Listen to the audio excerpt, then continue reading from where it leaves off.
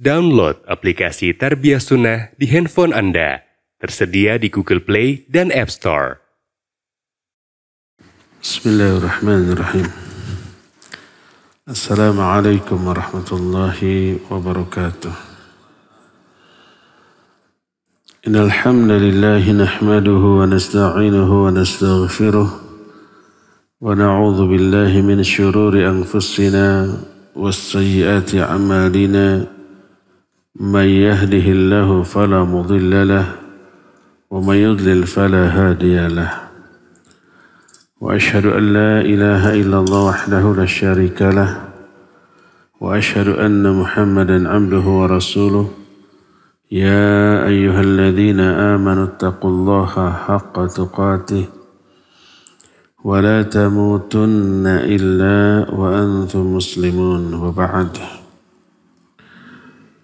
Hadirin jamaah Masjid Agung Al-Ukhwah Bandung yang Allah muliakan, para pendengar Radio Tarbiyah Sunnah Bandung, juga radio-radio lain yang ikut gabung, para pemirsa beberapa stasiun TV dan para netizen di mana saja Anda berada.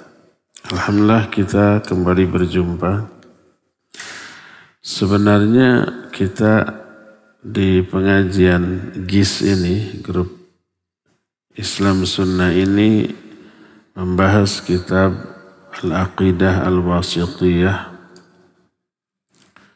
susunan Syekhul Islam Ibn Taimiyah, kemudian disyarah oleh banyak ulama di antara Syekh Al-Utsaimin rahimahullah. Dan kita sudah membahas dua hal, tauhid Ar-Rububiyah dan Tauhid Al-Uluhiyah, dan ini baru muqaddimah, belum masuk ke dalam isi dari kitab. Yang kita bahas tentang akidah wasithiyah ini baru muqaddimah, dimulai dari misi yang diemban oleh para rasul, seluruhnya menyerukan tauhid. Wa ma arsalna min qablika min rasulin illa nuhi ilaihi annahu la ilaha illa ana fa'budun. Tidaklah kami mengutus seorang rasul pun sebelum engkau wahai Muhammad, kecuali kami wahyukan kepada rasul itu bahwa la ilaha illallah, tidak ada sembahan kecuali aku, maka sembahlah aku. Semua rasul begitu menyerukan tauhid, dan tauhid yang diserukan tiga. Pertama tauhid ar-rububiyah, kedua tauhid al-uluhiyah. Dua jenis tauhid itu sudah kita terangkan dan disebut kullu man kana min ahli al-qiblah la yunkiruna hadaini an-naw'ain min at-tauhid. Semua ahlul qiblat, maksudnya kaum muslimin, tidak ada yang mengingkari dua jenis tauhid ini, tauhid ar-rububiyah dan tauhid al-uluhiyah. Walaupun ada beberapa jenis kebid'ahan di dalam dua tauhid ini, tapi perdebatan dan sekaligus penyimpangan yang banyak terjadi di kalangan kaum muslimin adalah tauhid jenis ketiga yang kita akan bahas ini, yaitu tauhid asma was sifat. Penyimpangan manusia atau pembicaraan manusia tentang asma was sifat, maksudnya asma Allah dan sifat Allah, terbagi kepada tiga golongan. Golongan pertama mumathilah. Mumathil itu orang-orang yang menyerupakan sifat Allah dengan sifat makhluk dari segi makna, kaifiyat, dan hakikat. Contoh umpamanya mendengar. Sebagian orang menyatakan mendengarnya Allah sama dengan mendengar manusia. Caranya, hakikatnya, dan makna mendengar itu. Melihat juga begitu. Ini disebut mumathil atau musyabbih, menyerupakan Kedua, mu'attil. Mu'attil itu mengingkari Allah nggak punya sifat. Sebaliknya dari yang mumathil. Mumathil menyatakan Allah punya sifat dan sifatnya serupa dengan sifat makhluk. Yang kedua, mu'attil. Mu'attil itu menolak. Baik menolaknya takdzib atau tahrif. Takdzib itu mendustakan ayat-ayat Allah tentang sifat-sifat Allah. Kalau muharrif tidak mendustakan ayatnya tapi dirubah maknanya kepada makna lain. Maksud mereka itu baik. Kenapa sifat-sifat Allah diingkari? Untuk mensucikan Allah dari penyerupaan dengan makhluk. Allah kan gak serupa dengan makhluk. Kalau makhluk punya sifat, Allah punya sifat, serupa dong. Makanya diingkari. Maksudnya baik, caranya keliru. Al-ghayah la tubarrirul wasilah. Tujuan, niat baik itu tidak menghalalkan segala cara. Ketiga, mu'tadil, kelompok yang adil, pertengahan. Tidak mengingkari, tapi juga tidak menyerupakan. Mengakui Allah punya nama dan punya sifat, tapi tidak diserupakan dengan sifat makhluknya. Nah itu tiga. Yang dua pertama itu yang menyimpang. Baik yang menyerupakan sifat Allah dengan sifat makhluk ataupun yang mengingkari sifat Allah dalam rangka mensucikan Allah, dua-duanya menyimpang. Dan penyimpangannya tergolong kebid'ahan di bidang tauhid asma wa sifat.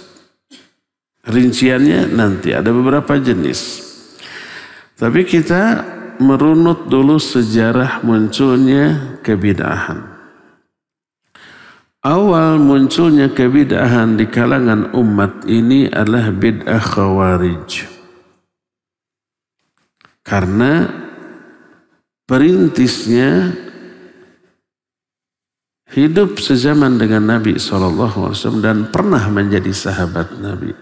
Kemudian khuruj anit ta'ah. Keluar dari ketaatan. Bahasa Arabnya keluar itu khuruj, orangnya kharij. Orang yang keluar jamaknya khawarij. Orang ini di zaman Nabi SAW disebut dengan Dzul Khuwaisirah dari Bani Tamim. Ketika Nabi SAW sedang membagi-bagi ghanimah, hasil rampasan perang, atas wahyu Allah. Mu'allaf yang baru masuk Islam waktu itu baru futuh Mekah.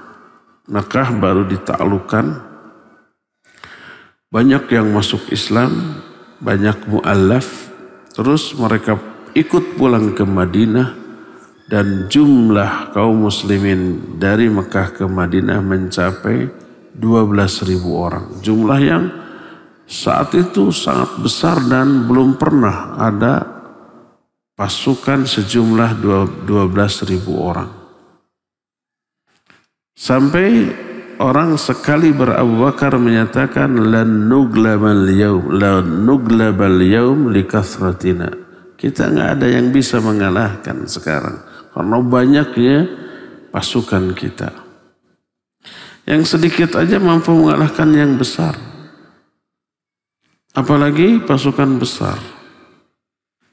Nah, ketika tiba di sebuah lembah namanya Hunain, diserbu mereka, sudah ditunggu oleh pasukan kafir. Diserbu dalam keadaan lengah tidak siap. Allah menyatakan, "Idz a'jabatkum kathratukum wa lam tughni ankum syai'a." Ingat, ketika kalian merasa takjub dengan jumlah kalian yang banyak, padahal jumlah yang banyak itu enggak ada manfaatnya sedikit pun. Kocar-kacir. Banyak yang lari dari medan perang, kabur. banyak yang murtad lagi. Sampai Nabi SAW menyeru, mana pahlawan Uhud, pahlawan Badar, nggak ada. Akhirnya mana orang yang pernah berbaiat di bawah pohon, baiatur Ridwan.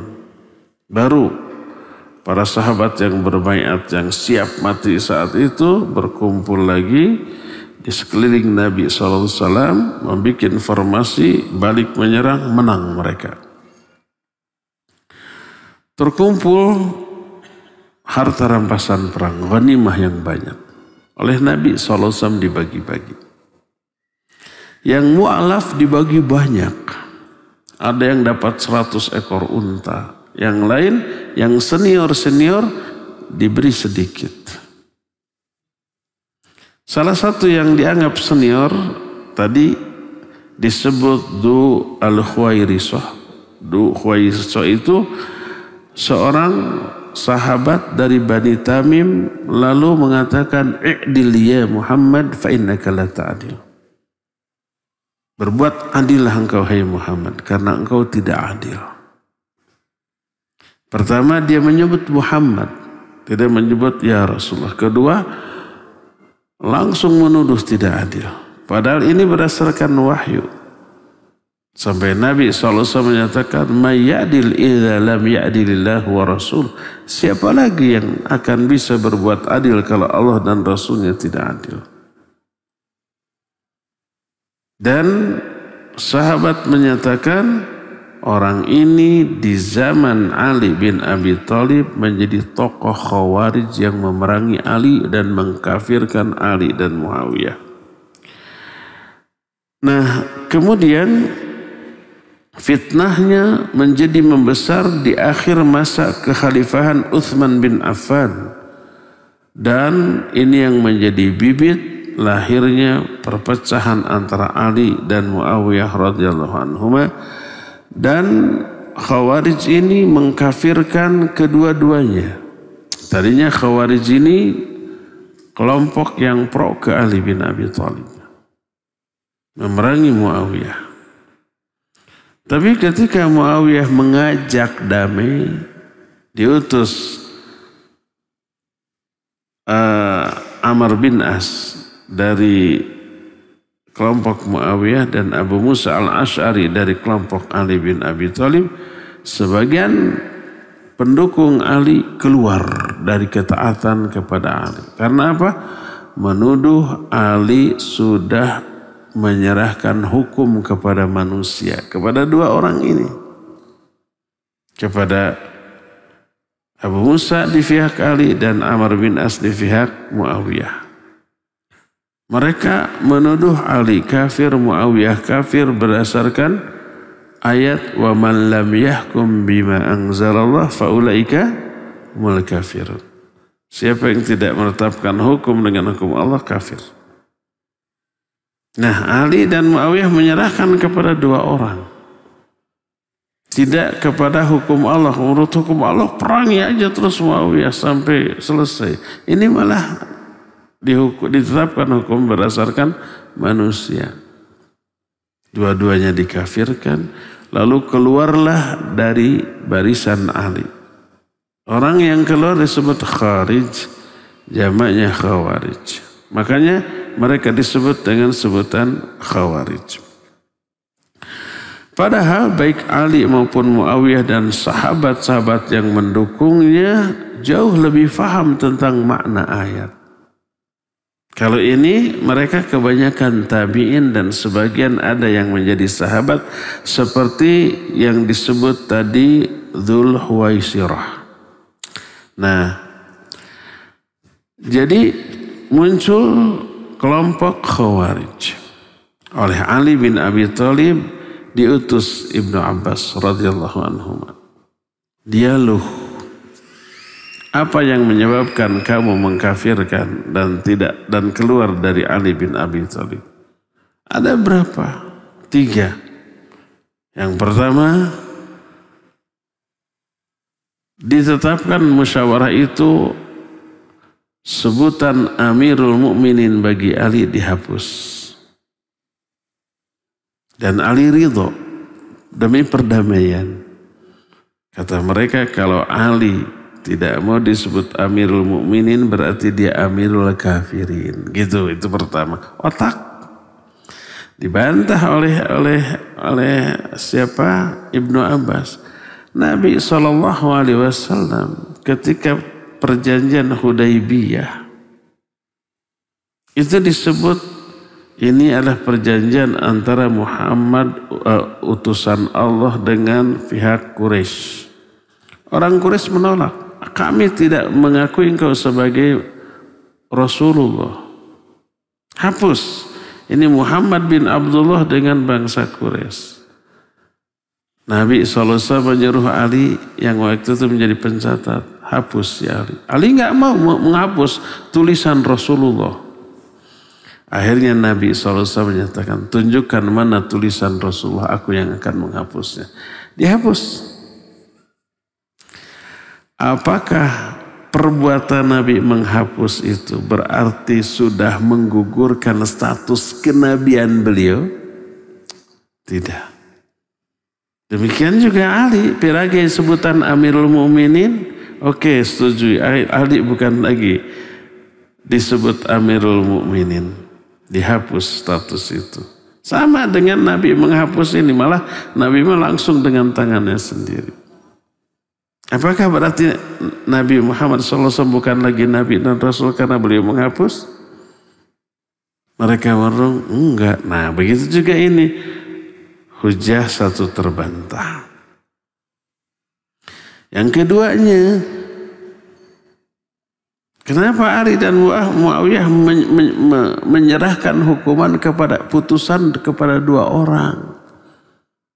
Berarti menetapkan hukuman dengan hukum manusia bukan dengan hukum Allah. Wa malam yahkum bima anzalallah faulaika humul kafirin. Humul kafirun. Kata siapa? Ibnu Abbas. Oke. Kalau ada dua suami istri bertengkar, mau cerai itu, deadlock, nggak ada ayat dan hadis yang bisa dijadikan untuk mendamaikan suami istri. Bagaimana tuntunan Quran terhadap suami istri ini? Allah menyatakan kalau keduanya tidak terjadi perdamaian, fab'athu hakaman min ahli wa hakaman min ahliha. Utus wakil dari pihak suami, wakil dari pihak perempuan, putuskan oleh dua wakil ini. Allah menyerahkan putusan masalah kepada kedua orang ini. Itu hukum Allah dalam urusan rumah tangga, apalagi dalam urusan negara. Apakah itu hukum Allah? Ya hukum Allah. Iya Allah juga begitu. Bukan hukum manusia.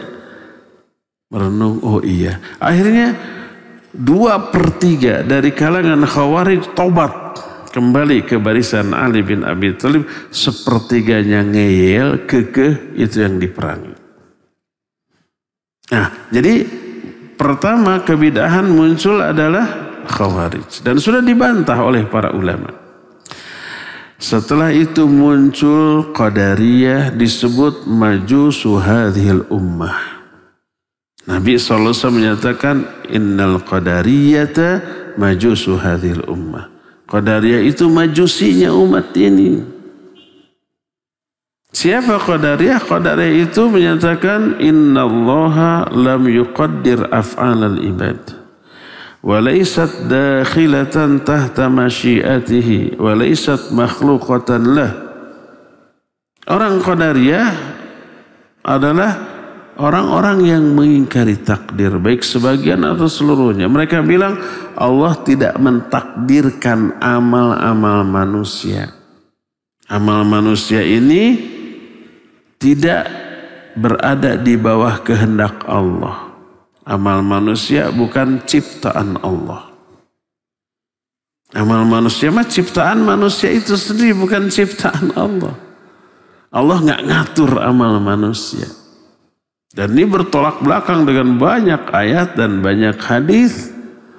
Di antara ayat adalah Allahu khalaqakum wa ma ta'malun. Allah yang menciptakan kalian dan menciptakan amal-amal kalian. Amal-amal kita ciptaan Allah. Terus banyak ayat dalam Al-Quran yang menyatakan semua yang terjadi alam jagat raya sudah Allah tuliskan di Lauhul Mahfuz, sudah Allah takdirkan. Ma asaba min musibatin fil ardi wala fi anfusikum illa fi kitabim min qabli an nabraha. Tidak ada satupun kejadian yang terjadi di muka bumi atau yang menimpa diri kalian kecuali semua itu sudah tertulis dalam kitab Lauhul Mahfuz sebelum kami menciptakan alam jagat raya. Ayat banyak, apalagi hadis. Ketika janin 4 bulan dalam kandungan ibu ditetapkan di 4 takdir, ajalnya, rizkinya, amalnya, dan suka dukanya. Itu jelas banyak. Ini ditentang oleh akal qadariyah. Allah tidak mentakdirkan amal manusia. Amal manusia bukan makhluk Allah, tapi ciptaan manusia itu sendiri. Ini yang menyebabkan qadariyah disebut majusi umat ini. Karena ada keyakinan yang sama dengan majusi. Majusi itu meyakini Allah hanya menciptakan kebaikan. Keburukan itu bukan ciptaan Allah, ciptaan setan. Ada 2 pencipta. Allah menciptakan kebaikan, setan menciptakan keburukan. Itu kata majusi. Pakai otak, pakai akal. Ada 2 pencipta, yaitu Allah dan setan. Sama dengan qadariyah. Qadariyah menyatakan 2 pencipta. Allah menciptakan manusia, manusia menciptakan perbuatannya sendiri. Maka disebut majusinya umat ini. Bahkan orang qadariyah menyatakan bahwa innaha ghairu ma'lumatin lillah. Perbuatan manusia, apa yang akan dilakukan oleh manusia, Allah tidak tahu. Tidak tercatat di Lauhul Mahfuz. Allah tidak tahu apa yang dilakukan oleh manusia kecuali setelah itu terjadi baru Allah tahu. Gitu. Jadi menafikan, mengingkari sifat alim bagi Allah. Oleh karena itulah ini berbahaya. Maka dibantah oleh para ulama, dipedar ayatnya, dipedar hadisnya, dibantah argumentasi mereka. Kenapa perbuatan kita disebut makhluk Allah, ciptaan Allah? Kan kita sendiri yang berkreasi gitu. Diterangkan oleh para ulama. Kenapa perbuatan kita disebut ciptaan Allah? Wallahu khalaqakum wa ma ta'malun. Allah menciptakan kalian dan menciptakan amal-amal kalian. Amal kita ciptaan Allah, makhluk Allah, bukan ciptaan kita. Gimana bisa diklaim sebagai ciptaan Allah? Karena kalau Allah ingin menciptakan sebuah perbuatan yang dilakukan oleh manusia, Allah kasih keinginan kepada manusia itu untuk melakukan perbuatan itu, dan Allah kasih kemampuan untuk melakukannya. Kalau kita umpamanya ngaji, sekarang ini perbuatan kita ya. Ngaji. Kenapa kita ngaji? Karena kita ingin. Dan kita mampu ngaji ke sini. Maka kita ngaji. Timbul pertanyaan suran, kenapa kita ingin yang lain banyak tidak inginnya? Lihat ada pengumuman hadiri kajian di Masjid Al-Ukhwah, nggak tertarik, nggak ada keinginan. Kenapa nggak ada keinginan? Tidak diberi keinginan itu oleh Allah. Kita yang ingin, kenapa ingin? Diberi keinginan itu. Allah menyatakan wa ma tasyauna illa ayyasha Allahu Rabbul Alamin. Kalian tidak akan punya keinginan kecuali Allah yang memberi keinginan itu kepada kalian. Terus selain ingin kita mampu. Banyak yang ingin, aduh ingin, tapi sayang nggak bisa. Ada yang kerja, ada yang punya kewajiban, ada yang sakit, ada yang jauh ya. Ada tuh dari mana, di Australia, I wish I could come gitu. Susah diterjemahkan dalam bahasa Indonesia, I wish I could come. Artinya ingin tapi nggak bisa, gitulah intinya. Duh, saya berharap, berangan-angan bisa hadir ke sana tapi nggak bisa. Karena ada uzur. Ada yang diberi keinginan tapi nggak diberi kemampuan. Maka tidak hadir.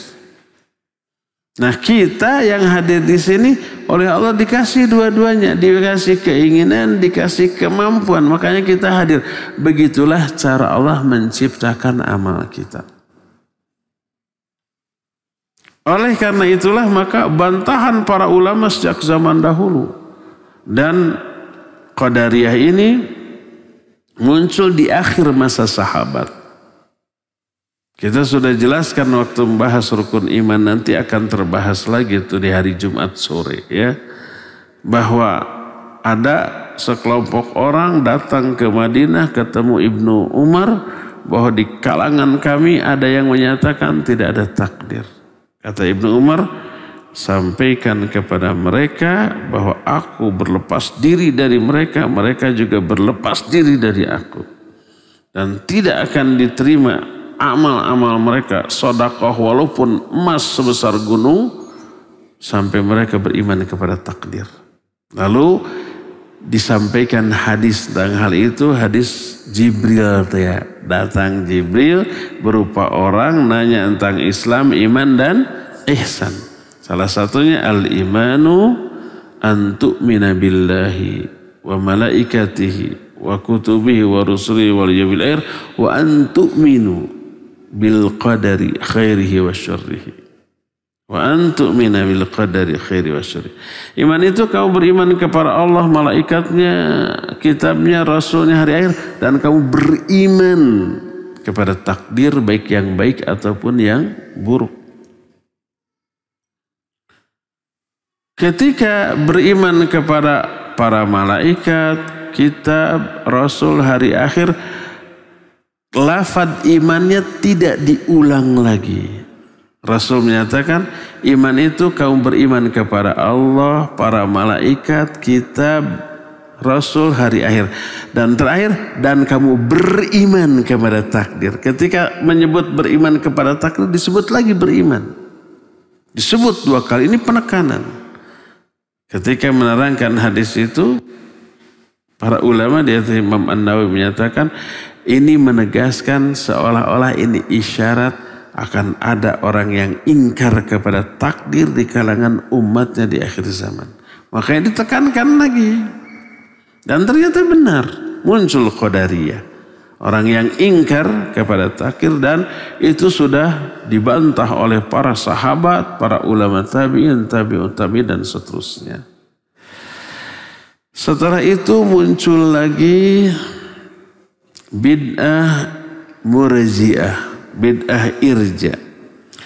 Dan ini munculnya di akhir atau di awal masa tabi'in dan tabi'ut tabi'in.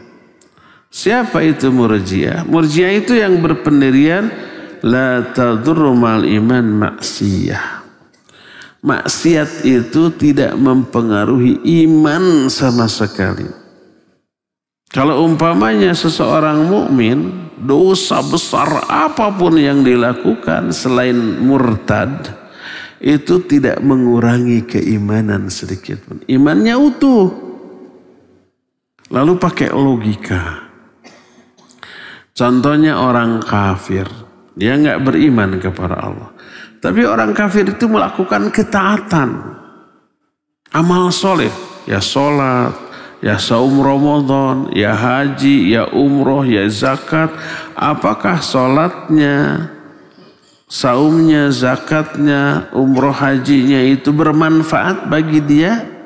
Enggak. Kenapa? Karena kafir. Maka amal soleh sehebat apapun tidak bermanfaat, tidak berpengaruh bagi kekafirannya. Begitu juga kalau seseorang iman, maka imannya tidak dipengaruhi oleh kemaksiatannya sedikit pun. Itu kata siapa? Kata Murji'ah. Dan ini tentu saja bertolak belakang dengan ayat dan hadis. Ayat mengisyaratkan iman itu bisa nambah, bisa turun, bisa naik, bisa hilang. Ayat banyak, wa idza tuliyat alaihim ayatuhu zadatsum imana. Kalau dibacakan ayat-ayat Allah kepada mereka, nambah keimanan itu, bisa nambah. Walladzi anzala as-sakinata fi qulubil mu'minin liyazdadu imana ma imanihim. Allah yang telah menurunkan sakinah kepada hati orang-orang mukmin untuk menambah iman mereka dibanding iman yang sudah ada sebelum. Al-Quran mengisyaratkan iman bisa turun naik. Iman bisa naik karena ketaatan, bisa turun karena kemaksiatan. Bisa hilang, bisa murtad. Dan ada kasus murtad. Menunjukkan keimanannya hilang. Berdasarkan hal itulah maka berkata Murji'ah, hal anta mu'min idza taqulu na'am la tadurrukal ma'siyah ma'al iman tazni wa tasrik wa tasribul khamar wa taqtul ma dumta mu'minan fa anta mu'minun kamilal iman wa in fa'alta kulla ma'siyatin. Kalau kamu beriman, maka kemaksiatan yang kamu lakukan enggak mempengaruhi imanmu. Kamu berzina, kamu mencuri, kamu mabuk, kamu membunuh. Selama kamu iman, engkau tetap mukmin dengan keimanan yang sempurna walaupun melakukan seluruh jenis kemaksiatan. Itu Murji'ah. Ini jelas keliru, bertolak belakang dengan ayat yang banyak, hadis dan seterusnya ya. Tapi 3 jenis kebid'ahan ini baik Qadariyah, Khawarij, Murji'ah itu tidak menyentuh masalah tauhid. Tidak berkaitan dengan asma, zat dan sifat Allah Azza wa Jalla. Setelah itu muncul para adzkiya. Adzkiya ini para cendekiawan muslim yang mengklaim otak kedudukannya di atas wahyu. Jadi otak, akal harus dilakukan, harus didahulukan daripada wahyu. Mereka lah yang dikenal dengan kelompok Mu'tazilah. Awal munculnya kelompok Mu'tazilah dan istilah Mu'tazilah adalah ketika seorang ulama Ahlus Sunnah namanya Imam Hasan Al-Basri rahimahullah ngaji kayak gini, setelah itu ada tanya jawab. Ada orang yang bertanya, wahai imam, bagaimana pendapat Anda? Sekarang muncul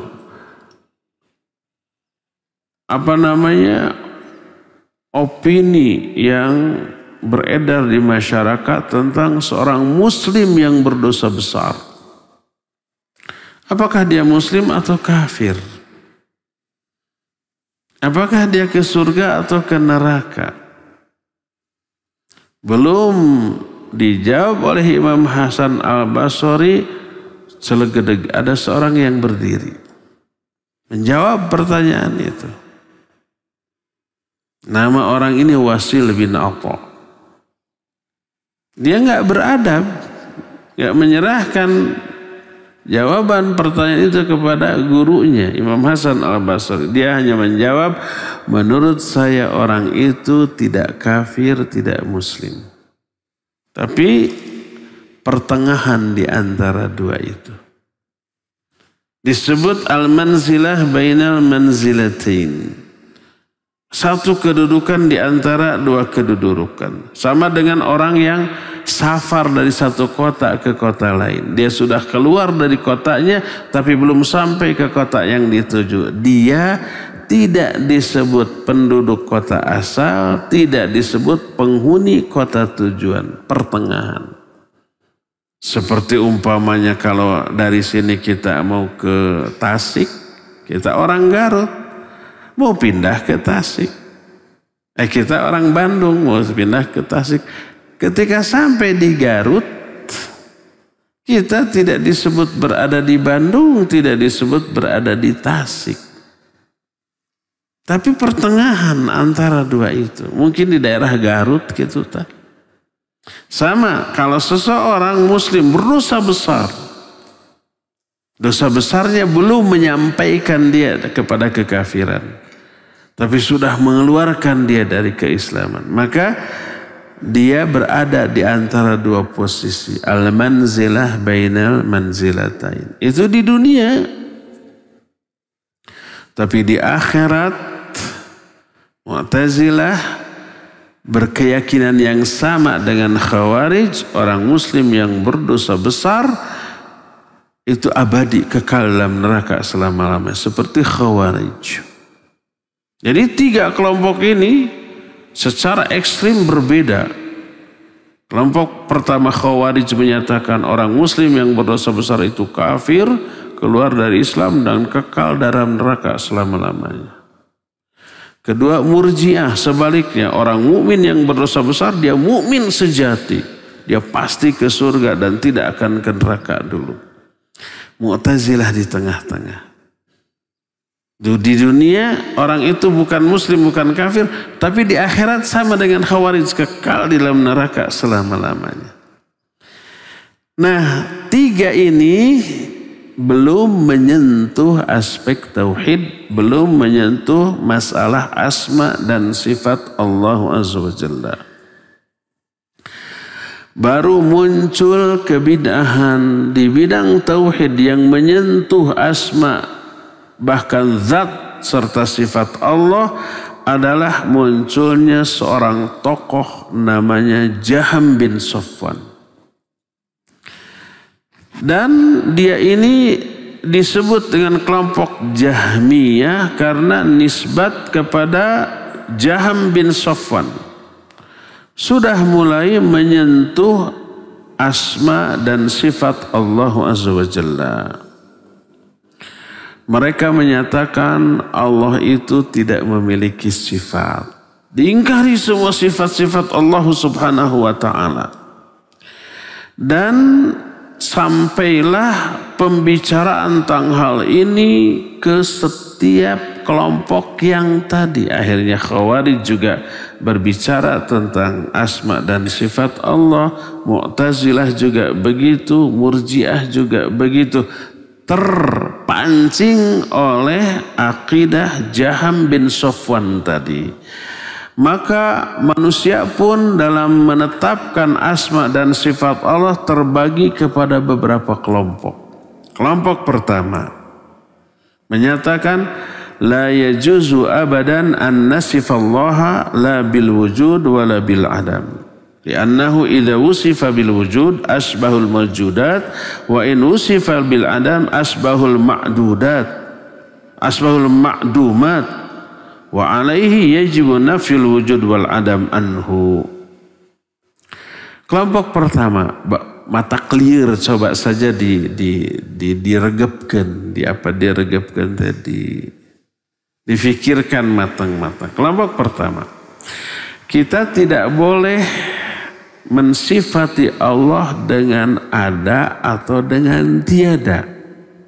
Nah, boleh dikatakan Allah ada. Tapi nggak boleh juga dikatakan Allah tiada. Liar tetah. Kenapa? Karena kalau disebut Allah ada, berarti serupa dengan makhluk yang ada. Kalau dikatakan Allah tidak ada, berarti serupa dengan makhluk yang tidak ada. Maka wajib diingkari 2 sifat dari diri Allah, ada dan tiada. Allah tidak boleh dikatakan ada, tidak boleh juga dikatakan tidak ada. Naon atunya? Sebab 2 istilah itu 2 istilah yang bertolak belakang dan tidak ada yang ketiganya. Kalau ada berarti tidak ada. Ya. Kalau tidak ada berarti ya tidak ada. Ada ya di tengah-tengah? Nggak ada. Beda dengan manusia, laki perempuan di tengah-tengah ada bencong. Bencong juga hanya sebutan aja, hakikatnya mah laki-laki juga kan gitunya. Nah, mereka menetapkan itu dengan akal walaupun dengan maksud yang baik agar Allah itu tidak dianggap serupa dengan makhluk. Niatnya baik, tapi caranya yang keliru. Makanya para ulama menyatakan wa kullu uquli bani Israil tunkiru hadza syai' wa la taqbaluhu. Semua Bani Adam yang berakal pasti akan mengingkari pola pikir seperti itu, tidak akan menerimanya. Bagaimana mungkin Allah tidak boleh disifati ada dan tidak boleh dianggap tidak ada? Nggak ada akal yang waras, yang normal yang menerima hal ini. Ini yang pertama.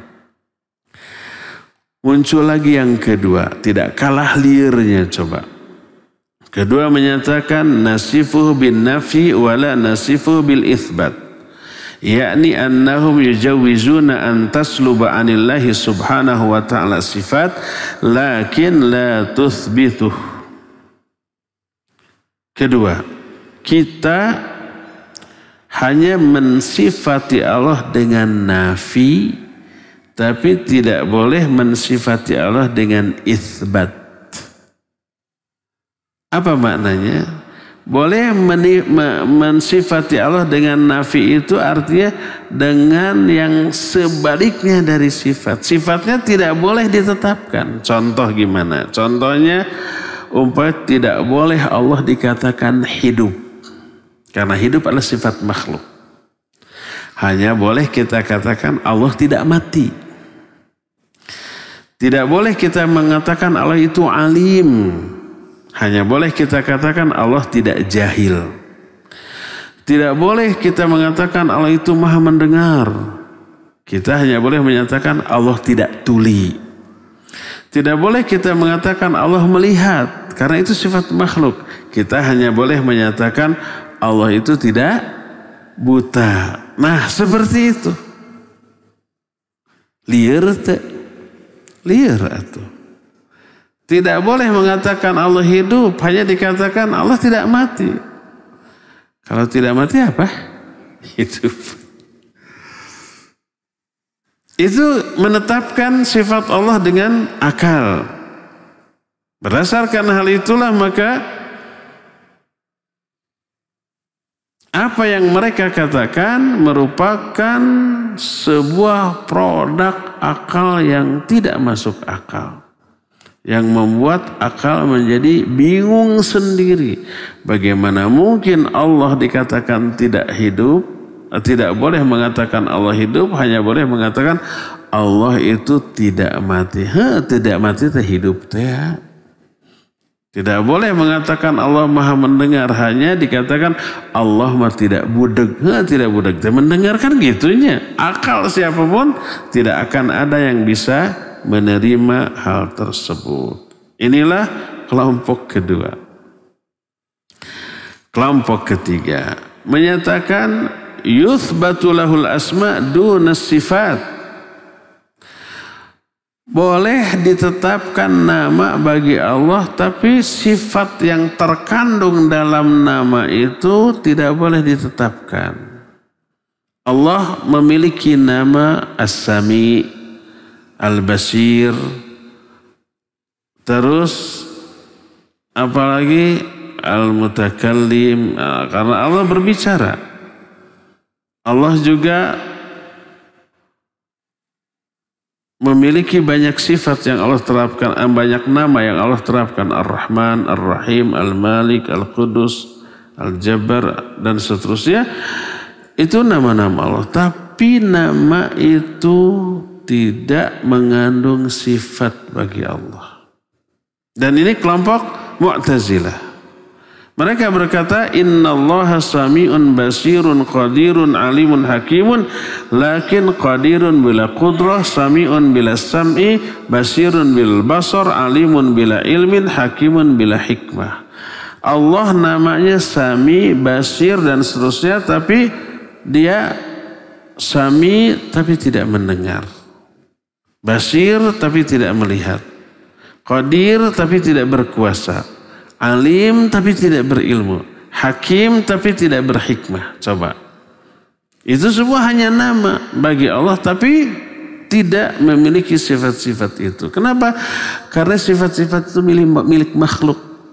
Kalau Allah mendengar, makhluk mendengar. Allah melihat, makhluk juga melihat. Sama dong. Maka tidak boleh. Padahal Allah menyatakan innallaha sami'u wa kana Allahu sami'an basira. Allah Maha mendengar, Maha melihat. Wa ja'alnahu sami'an basira. Allah menjadikan manusia mendengar dan melihat. Al-Quran, kata Al-Quran Allah mendengar melihat. Kata Al-Quran manusia mendengar dan melihat. Kata Mu'tazilah Allah mendengar melihat itu hanya nama, sifatnya mah enggak. Namanya aja mendengar, namanya aja melihat. Tapi melihat dan mendengarnya mah tidak. Itu kata Mu'tazilah. Ini pun diakal-akali. Tapi menyebabkan tidak masuk akal. Dan membuat akal pun menjadi kebingungan. Inilah yang ketiga. Kelompok keempat. Qalu nuthbitu lahul asma haqiqatan wa nuthbitu lahu sifat muayyanah dalla 'alaihal aql wa nunkirul baqi. Yang keempat menyatakan kita menetapkan nama secara hakiki bagi Allah dan menetapkan sifat-sifat tertentu yang hanya bisa diterima oleh akal. Yang tidak bisa diterima oleh akal kita ingkari. Seperti itu. Seperti mereka mengingkari istiwanya Allah di atas arsy. Nggak masuk akal itu. Karena apa? Dengan akalnya menyatakan kalau Allah istiwa di atas arsy, berdasarkan akal berarti Allah butuh arsy. Berarti arsy-nya lebih gede dari Allah. Berarti Allah menempel di arsy. Berarti itu akal kan begitunya. Padahal itu tidak semua akal orang menerima itu. Kita sudah jelaskan. Tidak berarti kalau sesuatu di atas benda lain, bahwa benda yang di atas itu membutuhkan yang di bawah. Tidak berarti yang di bawah itu lebih besar. Tidak berarti menempel. Salah satu contohnya gunung itu, awan itu berada di atas gunung. Apakah pasti awan itu butuh gunung? Tidak. Apa pasti awan itu bertumpuk pada gunung? Tidak. Apa pasti gunungnya lebih besar dari awan? Kan tidaknya. Akal dan realita juga menyatakan tidak demikian. Awan tidak nempel di atas gunung, tidak butuh gunung, dan tidak berarti gunung lebih besar. Awan seringkali lebih besar daripada, bukan hanya gunung. Bandung pernah nggak muat mendung seluruh kota Bandung. Awan penuh di atas kota Bandung. Ada berapa puluh gunung atau ratus gunung yang ternaungi oleh awan. Apalagi di Eropa musim dingin, ratusan negara tertutup semua oleh awan. Di musim dingin tuh, matahari nggak tembus. Itu realita dan akal kita menyatakan sesuatu yang ada di atas tidak berarti nempel dengan yang di bawahnya, membutuhkan yang di bawahnya, dan tidak berarti yang di bawah itu lebih besar. Tapi kenapa ketika menyatakan Allah istiwa di atas arsy ditolak? Kenapa? Kalau Allah istiwa di atas arsy berarti butuh arsy dong. Berarti nempel di arsy. Berarti arsy yang lebih besar. Akal siapa yang berpikir kayak gitu? Nah, jadi kelompok keempat menetapkan nama bagi Allah dan sifat bagi Allah, tapi hanya sebatas sifat-sifat yang diterima oleh akal. Akal orang berbeda-beda. Ada orang yang akalnya menerima sebuah konsep, orang lain menerima enggak, ini enggak benar, kan gitunya. Akalnya akal siapa sih? Ternyata mereka berantem di antara sama mereka sendiri. Menurut kami ini masuk akal, menurut yang lain tidak. Nah, berdasarkan hal itulah maka ada beberapa sifat yang mereka tetapkan tapi sifat lain mereka ingkari. Yang seperti itu contohnya Asy'ariyah. Mereka hanya mengakui sifat Allah 13 atau 20. Sifat lainnya yang diterangkan oleh Al-Quran dan hadis ditolak. Coba, Ar-Rahman Ar-Rahim itu sifat Allah bukan? Ar-Ra'uf sifat Allah bukan? Al-Malikul Qudusus Salamul Mu'minul Muhaiminul Azizul Jabbarul Mutakabir. Itu nama sekaligus sifat Allah. Ada enggak di sifat 20? Tidak ada. Dikamanakeun. Mereka ingkari sebagian dari sifat Allah dan menetapkan sebagian dari sifat Allah yang lainnya. Nah, walhasil banyak orang yang mulai menyentuh sifat dan zat Allah, nama dan sifat Allah serta zat Allah yang mereka sentuh dengan akal mereka sehingga bertolak belakang dengan nas. Dan semua argumentasi mereka dari zaman baheula sudah dibantah oleh para ulama. Termasuk penyimpangan dalam masalah asma wa sifat. Banyak sekali. Satu di antara orang-orang yang muncul tegak untuk membantah penyimpangan orang-orang yang keliru dalam memahami asma wa sifat adalah Syekhul Islam Ibn Taimiyah. Dan salah satu kitab yang fenomenal yang dikarang tentang masalah ini adalah kitab Al-Aqidah Al-Wasithiyah yang kita akan bahas ini. Dan ini sesuai dengan janji Allah, inna nahnu nazzalna dzikra wa inna lahu lahafizun. Sesungguhnya kami yang menurunkan Al-Quran dan kami yang akan memelihara, termasuk kemurnian keaslian ajaran Al-Quran. Allah akan jaga. Dari usaha orang yang menambahnya, mengurangi atau merubah, akan muncul orang-orang yang membantahnya. Dan jaminan Allah itu setiap 100 tahun akan muncul orang yang seperti itu. Bisa satu dalam satu zaman, bisa dua, bisa tiga, bisa banyak. Kalau zaman dahulu banyak. Allah akan membangkitkan seorang mujaddid di setiap akhir dari 100 tahun. Muncul itu selalu. Salah satunya itu untuk membantah kekeliruan orang dalam memahami agama Islam ini. Walaupun pasti ya, jangankan orang biasa, para nabi aja begitu muncul ditentang oleh orang banyak.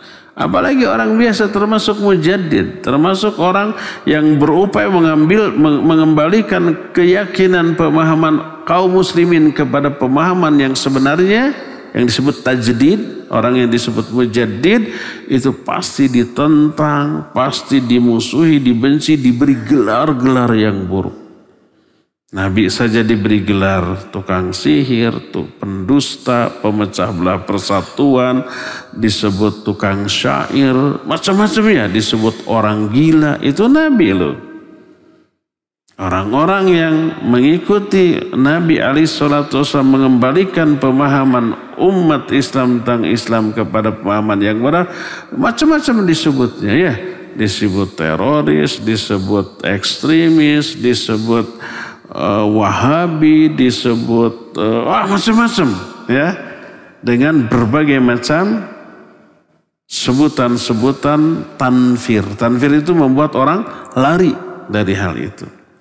Itulah sunnatullah. Nah, inilah yang melatar belakangi lahirnya kitab-kitab para ulama di berbagai macam disiplin ilmu, termasuk dalam masalah asma wa sifat. Kekeliruan orang dalam masalah asma wa sifat itu yang terbanyak dibanding tauhid ar-rububiyah dan al-uluhiyah. Berdasarkan hal itulah maka kita akan membahas kitab ini ya. Jadi mulai pertemuan yang akan datang kita mulai masuk kepada isi kitab. Jadi dari beberapa pertemuan yang dulu sampai hari ini baru muqaddimah saja. Mulai pertemuan yang akan datang kita akan mulai masuk ke isinya. Cukup ya sampai di sini sudah 1 jam waktu yang kita habiskan. Dan kita tinggal tersisa waktu untuk tanya jawab. Mau tanya, saya yang fakir ilmu bingung. Jika amal perbuatan sudah ditentukan, sudah dicatat dalam Lauhul Mahfuz, lalu bukankah kita diberi pilihan oleh Allah? Ada kebaikan dan keburukan. Apakah jika kita memilih pada kebaikan itu bukan pilihan kita, tapi karena Allah yang memilih, jadi kita harus bagaimana Ustaz?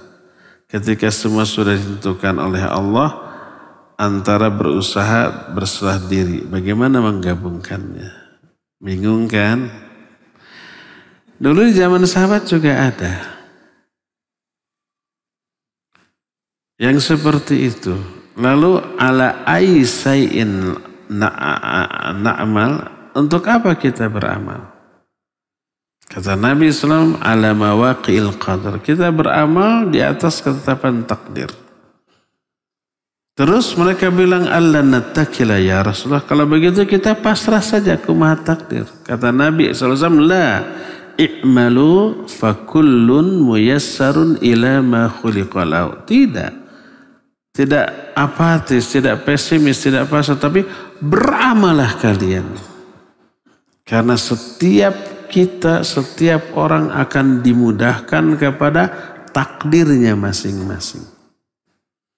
Kalau umpamanya ada seseorang ya, dia itu kabita dengan amalan ini, amalan itu, termotivasi lalu dia beramal. Dan mudah bagi dia mengamalkan, tidak berat. Berarti memang dia ditakdirkan untuk menjadi orang soleh karena Allah mempermudah dia untuk itu.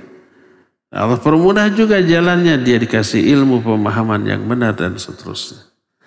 Sebaliknya kalau umpama Allah mentakdirkan dia itu umpamanya menjadi durhaka, Allah mudahkan dia untuk menuju ke arah kedurhakaan. Termasuk di antara dia dibiarkan mikir sendiri tanpa bimbingan, tanpa ngaji, dia mikir dengan otaknya. Tentang kalau semua udah ditakdirkan, untuk apa ya kita beramal? Udahlah hukum takdir we. Yang penting kita senang-senang aja, kalau memang takdirnya soleh mah ke surga, bakal ke surga walaupun di dunia durhaka. Dia diberi pemahaman yang keliru, yang salah.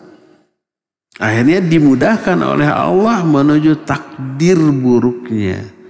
Dia menjadi orang yang berpemahaman salah, dia menjadi orang yang beramal salah, akhirnya mati dalam keadaan demikiannya, begitulah ya. Jadi yang kita harus lakukan bukan memikirkan takdir saya gimana nanti, nggak perlu dipikirkan, tapi bagaimana tuntunan Allah, tuntutan Allah kepada kita selama di dunia.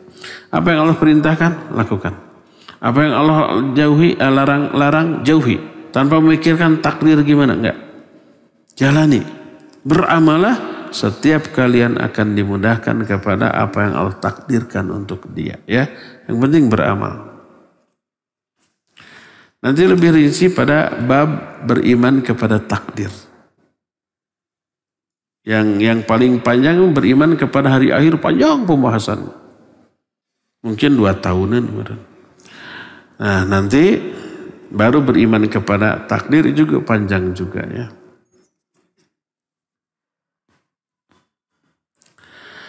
Bagaimana hukum orang-orang yang sering pergi ke satu masjid, dari satu masjid ke masjid lain, sampai keluar kota dan sering meninggalkan keluarga sampai lama dengan tujuan dakwah, biasa suka berkelompok dan tinggal di masjid.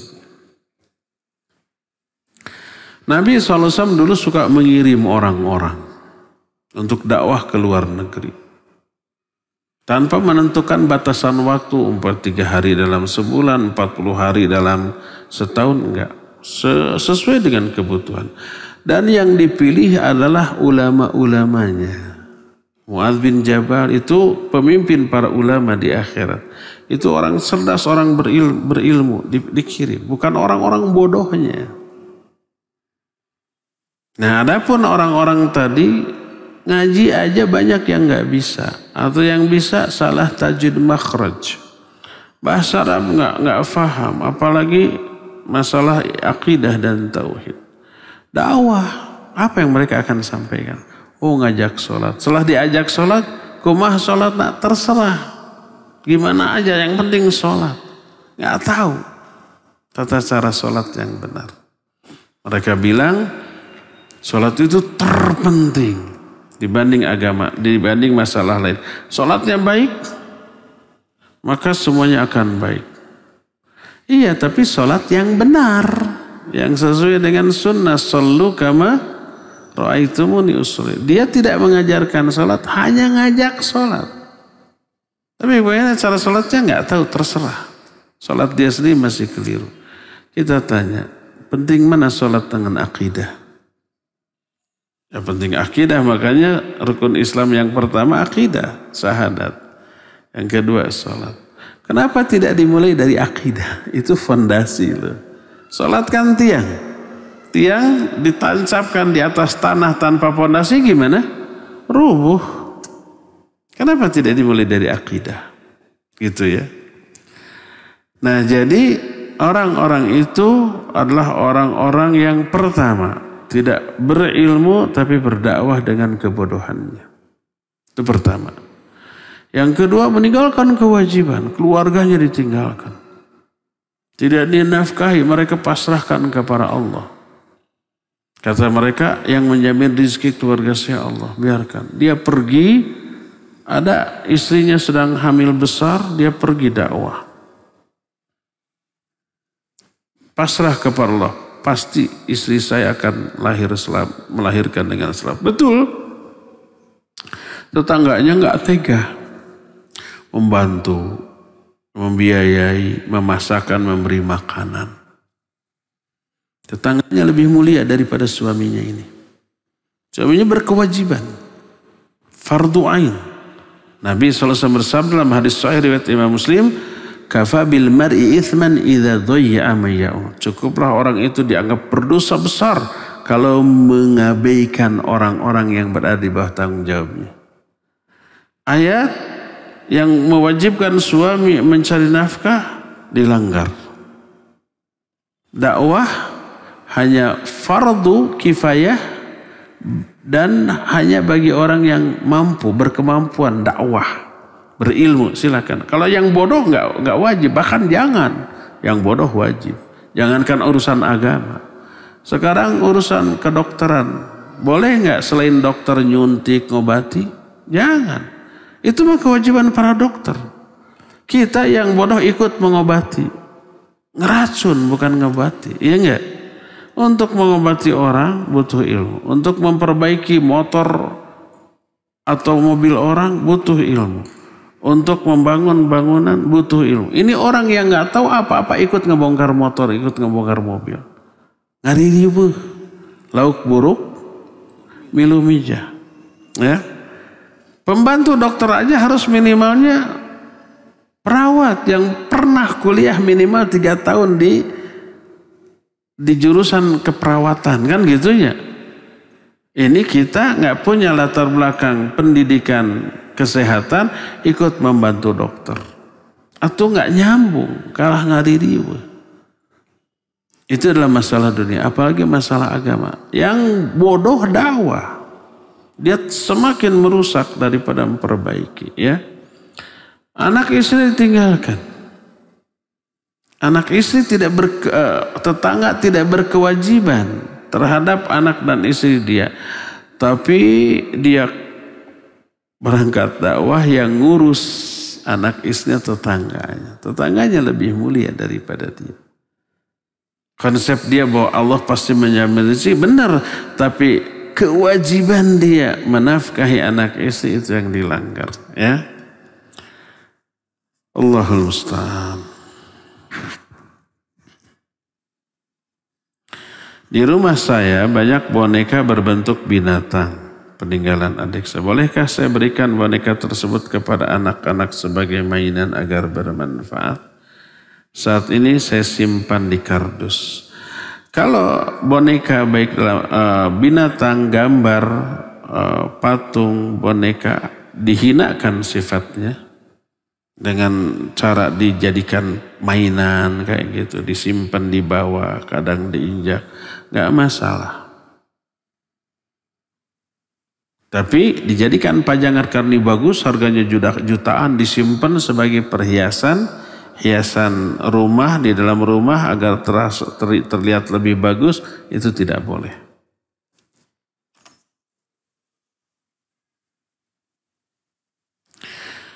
Suami menganjurkan saya pakai cadar, tapi belum saya turuti. Saya dosa enggak? Dosa karena tidak turut kepada suami.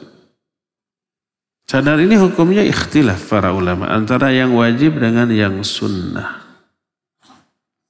Siapa yang meyakini sunnah, dia tidak bercadar, tidak dosa. Siapa yang meyakini wajib, lalu dia tidak menutup wajahnya karena sengaja menampakkan kecantikannya, dia berdosa. Nah, kalau umpamanya akhwat meyakini sunnah, tapi suami menyuruh cadar, saya enggak ridho wajah kamu dilihat oleh semua orang. Wajib taat. Karena suaminya pencemburu ya, suami itu wajib pencemburu. Manusia yang paling pencemburu adalah Nabi SAW. Ketika Sa'ad menampakkan kecemburuannya, Nabi menyatakan, "Atajabuna bi ghirati Sa'ad, fa wallahi ana aghyaru minhu." Kamu takjub enggak dengan kecemburuan Sa'ad? Ya, demi Allah aku lebih pencemburu daripada Sa'ad. Dan salah satu kecemburuannya adalah enggak boleh ada lelaki lain yang melihat. Jangankan wajahnya, bentuk tubuh yang tertutup aja enggak ridho. Coba istri kita pakai cadar enggak kelihatan apapun, ada laki-laki natap. Indah banget tubuhnya ya, kayaknya kalau dibuka lebih indah. Kita enggak ridho. Apalagi wajahnya kelihatan, apalagi memikat, cantik. Saya tidak ridho wajah istri saya terlihat orang, gitu. Makanya kamu tutup wajahmu. Wajahmu sumber fitnah. Saya nggak mau banyak laki-laki terjerumus dosa karena wajah kamu, karena kecantikan kamu. Ya, jadi akhwat taatlah kepada suami. Kalau enggak nanti suami nyari lain yang bercadar lah.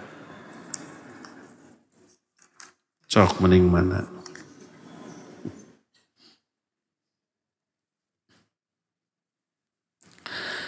Kenapa kalau sholat maghrib isya bacaan bismillahnya tidak kedengaran, jadi langsung alhamdulillah? Apa bedanya dengan yang dikeraskan?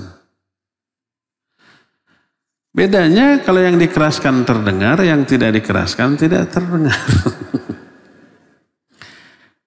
Ya, pertama, karena Nabi SAW pun demikian dalam sebagian sholatnya. Hadisnya sahih riwayat Imam Muslim, karena Rasulullah SAW yaftatihu sholatahu bitakbir wa qira'atahu bilhamdulillahi rabbil alamin. Nabi SAW membuka sholatnya dengan takbir dan memulai bacaannya dengan alhamdulillahi rabbil alamin. Maknanya bacaan yang pertama terdengar alhamdulillahi rabbil alamin. Bismillahnya tidak terdengar. Dari sini para ulama ikhtilaf. Ada yang menyatakan Nabi bismillah tapi sir. Kalau Imam Malik menyatakan bismillah pun tidak. Mau sir, mau jahar tidak. Tapi dari alhamdulillah. Walhasilnya ulama ikhtilaf. Dan ini hanya di sebagian sholat. Pernah nggak Nabi jahar? Pernah. Hadis sahih riwayat Imam Bukhari dari Ummu Salamah, karena Rasul sallallahu alaihi wasallam,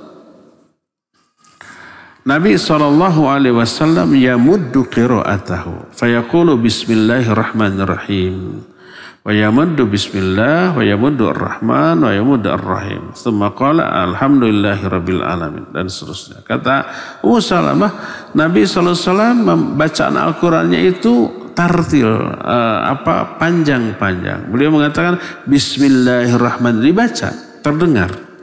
Beliau memanjangkan bismillahnya, ar-Rahmannya, ar-Rahiman dan seterusnya begitu. Ya, tidak terburu-buru. Maka dua-duanya sunnah. Dan yang lebih sunnah lagi, sebagaimana Nabi SAW kadang jahar, kadang sir. Tapi yang sir lebih sering dan lebih kuat dalilnya atau hadis-hadisnya. Berdasarkan hal itulah maka Syekh Mansur Hasan Salam menganjurkan sekali-sekali yang sir itu jahar. Karena Nabi SAW pernah menjaharkan. Tapi lebih sering mensirkannya. Ya. Itu alasannya.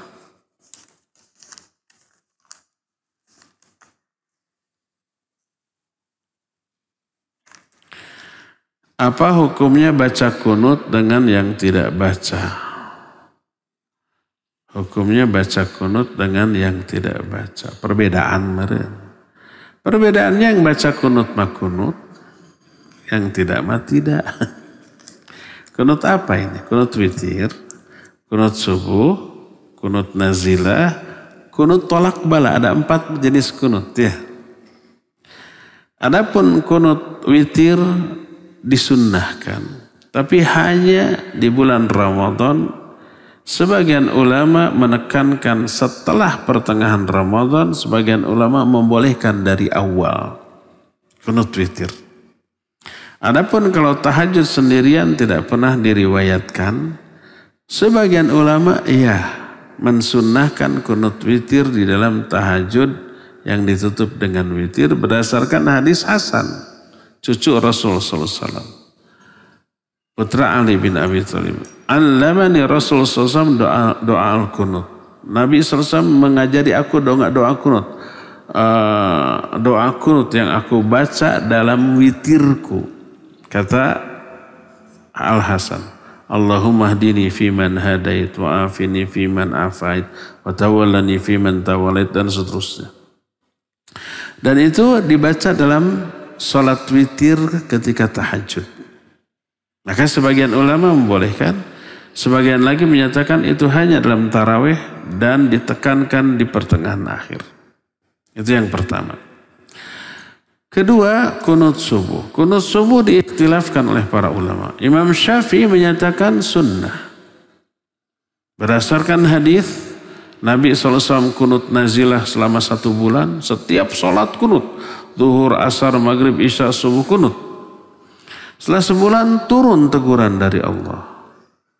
Kemudian beliau berhenti. Dalam hadis riwayat Imam Abu Daud menyatakan, illa fi salatil fajr kana yaqnutu hatta faraqad dunya. Kecuali dalam salat subuh beliau tetap kunut sampai meninggal dunia. Dari sinilah Imam Syafi'i menyatakan kunut subuh itu sunnah. Lalu doanya apa? Diambil dari doa kunut witir tadi. Allahumma hdina fi man hadait wa afina fi man afait dan seterusnya. Itu pendapat yang pertama. Pendapat ulama yang lain seperti Imam Ahmad menyatakan kunut itu bid'ah, padahal muridnya beliau itu. Dan kebid'ahan kunut bukan kata ulama, tapi kata sahabat. Seorang sahabat ditanya oleh anaknya, ya abati qad sallaita khalfa Rasulillah sallallahu wa Abi Bakr wa Umar wa Uthman wa Ali afakanu yaknutuna fi salatil fajr. Wahai bapak, engkau sudah sholat di belakang Rasul SAW, Abu Bakar, Umar, Uthman, Ali. Itu 30 tahun lebih di belakang Nabi. Setelah Nabi wafat diganti oleh Abu Bakar. 2 tahun Abu Bakar menjadi khalifah. Abu Bakar wafat diganti oleh Umar 12 tahun. Umar meninggal diganti imamnya oleh Uthman, sama 12 tahun. Terus terakhir Ali 6 tahun menjadi khalifah, lebih dari 30 tahun. Engkau bersolat di belakang 5 imam terbaik selama 30 tahun. Apa mereka dulu kunut nggak pada waktu subuh? Bapaknya membawa, ya bunaya hiya muhdatsatun fa inna kulla muhdatsatin bidah. Hei anakku, kunut itu sesuatu yang diada-adakan. Dulunya di zaman Nabi dan Khulafaur Rasyidin nggak ada, dan setiap yang diada-adakan itu bidah. Yang mengatakan kunut itu bidah itu sahabat. Dan hadis sahih dinukil juga oleh Imam Ibnu Hajar dalam kitab Bulughul Maram. Lalu Imam Ibn Hajar dari segi fikih menganut madhab Syafi'i rahimahullah. Jadi yang menyatakan qunut subuh itu bid'ah sahabat. Yang mengatakan qunut subuh itu sunnah Imam Syafi'i. Lalu kenapa Imam Syafi'i mensunahkan dan ada hadis tadi? Diperiksa ternyata hadis tentang Nabi qunut subuh sampai meninggal itu adalah hadis yang dhaif. Sedangkan yang ini sahih. Tapi hadis sahih ini tidak sampai ke Imam Syafi'i rahimahullah. Sehingga sebagian ulama seperti Syekh Waliullah Ad-Dahlawi menyatakan seandainya hadis ini, hadis sahih tentang kunut, bid'ahnya kunut sampai kepada Imam Syafi'i, maka niscaya Imam Syafi'i akan mengambil hadis ini dan meninggalkan hadis dhaif tadi.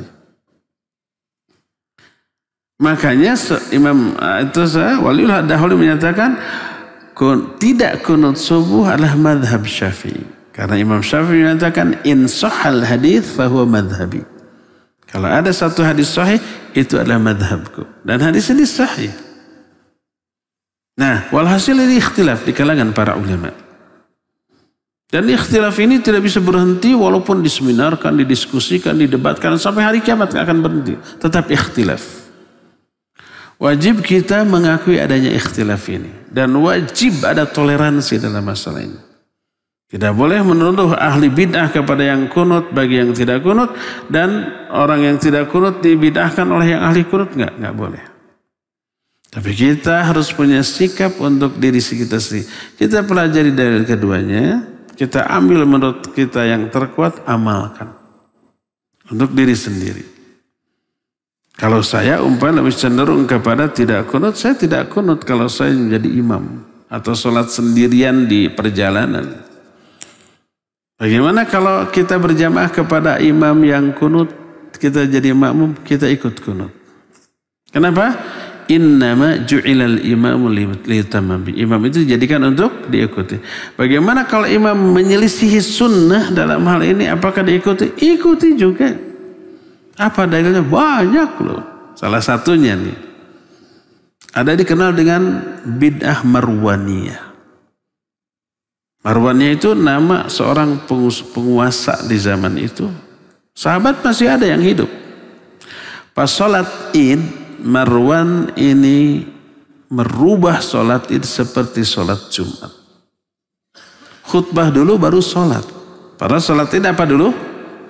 Sholat dulu baru khutbah. Kalau Jumatan, khutbah dulu baru sholat. Dia rubah sholat Id seperti sholat Jumat. Diingkari oleh para sahabat. Abu Musa al-Asy'ari masih ada. Abdullah bin Mas'ud masih ada gitu waktu itu ya. Tapi kekeh. Apa yang dilakukan oleh sahabat? Saya nggak tahu riwayatnya ada apa tidak. Tapi saya pernah nanya kepada salah seorang, namanya saya Akram Ziyadah, murid Syekh Al-Albani rahimahullah. Ketika ada daurah di sini, saya tanya karena beliau membahas riwayat bid'ah Marwaniyah. Saya tanya, ya Syekh, mauqifus sahabah hina idzin afakanu yusalluna ma'al imam walau kanat salatul imam mukhalifatan lisunnah. Bagaimana sikap para sahabat saat itu? Apa mereka ikut sholat bersama imam walaupun sholatnya imam itu bid'ah, menyimpang dari sunnah? Apa jawabnya?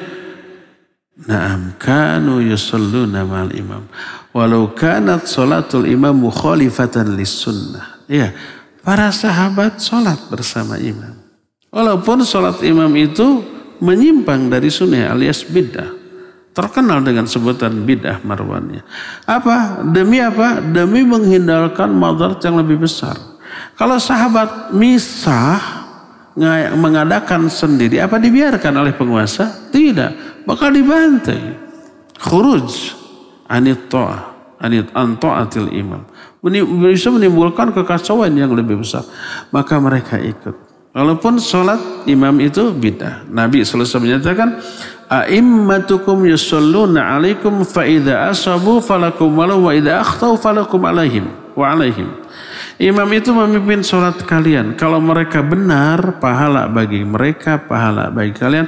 Kalau imam salah, pahala bagi kalian, dosa atas imam. Kita memperoleh pahala dari ketaatan kepada imam. Innama ju'ilal imamu liyutamma bih. Imam dijadikan untuk diikuti. Maka ikuti. Walaupun menurut kita ini salah, keliru, ikuti. Biar tanggung jawab imam. Oleh karena itu kalau umpah kita berpendapat kunut subuh itu bidah. Tapi imam kunut, ikuti kunut. Berdasarkan nas ayat hadis yang tadi. Dan hadis lain tentang hal ini banyak sekali. Yang saking banyaknya tidak ada waktu, tidak cukup waktu untuk menjelaskan pada kesempatan sekarang ini. Terakhir ya. Apakah seseorang sudah ditakdirkan masuk surga atau neraka? Kalau demikian, apa fungsi atau manfaat manusia beramal? Tadi sudah. Berkata Nabi SAW, nanti ini. Kita dipusnai Selasa ketika kan sekarang masih membahas hari kiamatnya. Setelah beres ke kiamat, kita ke surga. Maksudnya membahas masalah surga dan neraka. Masalah surga dan neraka. Di dalam kitab Al-Jannatu wan Nar ada. Kitab itu udah kita siapkan. Dan dulu pernah kita bahas. Ada hadis yang sahih riwayat Imam Muslim. Bersabda Nabi SAW. Inna allaha khalaqal jannah wa khalaqa laha ahlaha wa qala la ubali. Wa khalaqan nar. Wa khalaqan nar wa khalaqa laha ahla faqala la ubali.